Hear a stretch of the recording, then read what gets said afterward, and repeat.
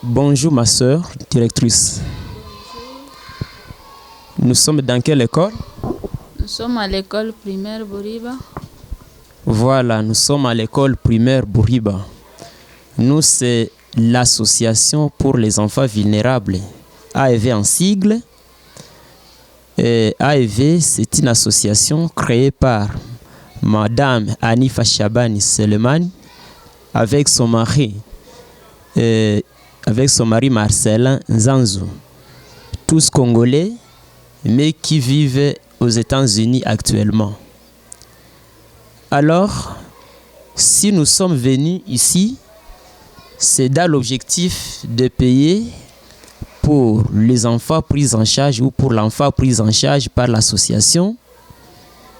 Et c'est l'élève Bouhache Chindamuko de 3e A. Pouvez-vous nous dire un peu comment se passent les frais dans notre école ici?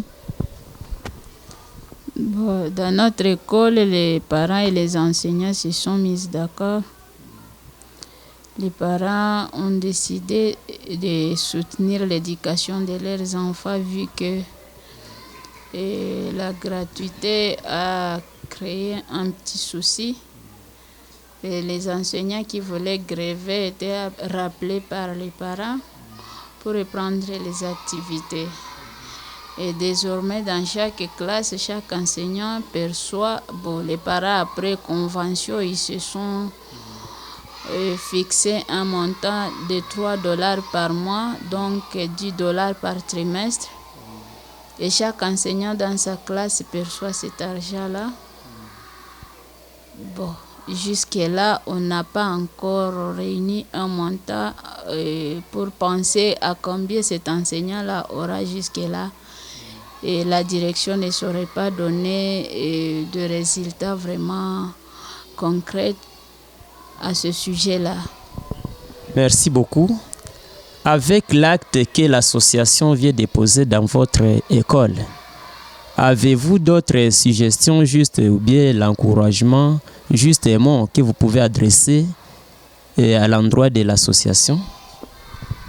Bon, c'est une reconnaissance.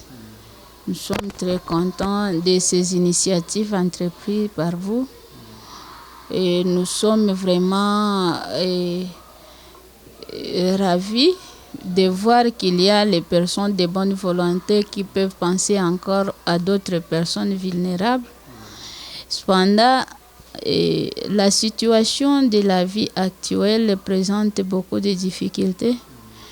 Ici à Bouriba, nous comptons vraiment plusieurs familles, plusieurs enfants qui viennent dans des familles en tout cas à conditions de vie difficiles. Et nous avons ceux qui ont certains handicaps. Il y a certains qui viennent de familles vraiment fragiles sur le plan financier.